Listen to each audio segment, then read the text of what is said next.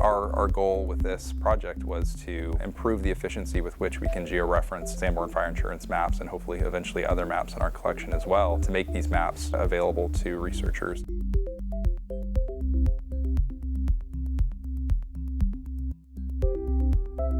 My role as map librarian was to identify collections that we could machine learn with. Sanborn Map is a high-use collection that's incredibly valuable, and they are a very good candidate for the machine learning.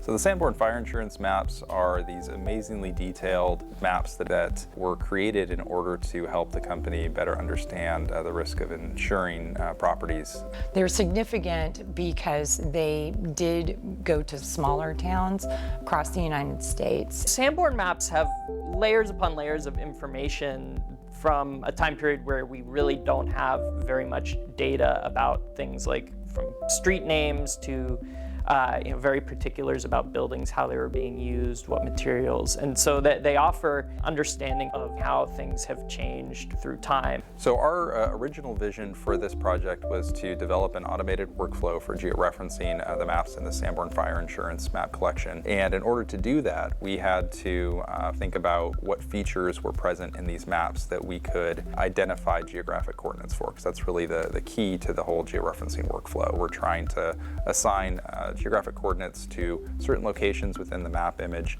so that we can understand where this map should be placed on the Earth's surface in a digital software environment alongside representations of other geospatial data sets that are also georeferenced. What we determined for the Sanborn Fire Insurance maps might work well are the street intersections on these maps. So these maps are zoomed in to a small area on the Earth's surface, and so we have this very detailed view of several blocks within an urban environment, small towns or cities across Texas. If we can see very clearly those street intersections, which typically appear represented on these maps in a very standardized way, and we can also see the street intersections described on the maps using the street labels that identify the streets, we could perhaps automatically locate these intersections using a machine learning workflow by creating an object detection model that can recognize those street intersections for us. We could then use that object detection model to find all of the intersections on any map in our collection. That was our vision. And then once we were able to do that, our next step would be to then identify the streets associated with that intersection location and then to compare that information to a modern street data set for the state of Texas in order to determine if we can find a match between the historical street intersection we see described on the map and the modern street intersection. And if we were able to do that for at least 3 intersections on a Sanborn Fire Insurance map, and that information was all compiled accurately, that would allow us to automate the georeferencing of the map. So for this project, we relied on a few key technologies. We used Python scripting throughout. So we made use of Google Colab for developing the object detection model and leveraging that interface to facilitate collaboration among team members. We also used OpenStreetMap network package in Python, which is this great open source software package that allows you to access street names, street networks, land use, zoning, all through this open source package that relies on the crowdsourced OpenStreetMap database. Human expertise was really key for the success of this project. Our student workers helped us train the machine learning model, identifying intersections, street names, coordinates. The students that worked on it also had georeferenced these by hand, so they understood the concept of georeferencing and then understood kind of what we were trying to train the machine to do.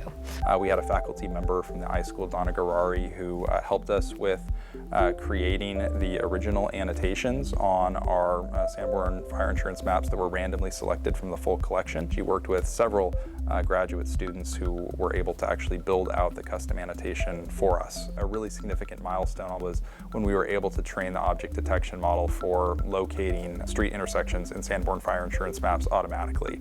So to see those boxes pop up across a Sanborn Fire Insurance map that we had never manually processed, and to see that this model we had trained was able to detect these features for us was pretty amazing. Overall, our success rate applying this automated approach was 14%, which might seem low to some, but it was a major accomplishment considering that we do have 14,000 maps in our Sanborn Fire Insurance collection, and so 14% of 14,000 is still a very significant number of maps that were able to be processed successfully.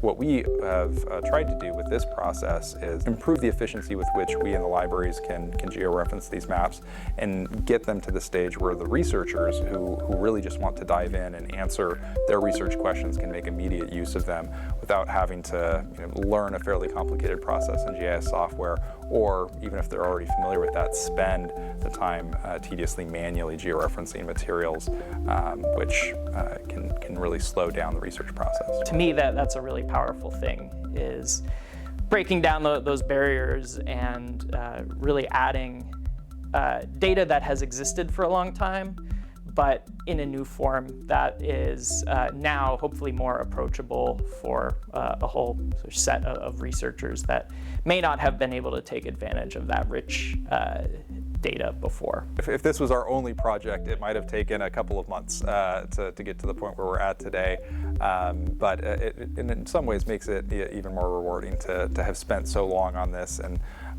to see those plans that we initially formulated years ago come to fruition and to have the results that we were hoping to obtain. It's really rewarding.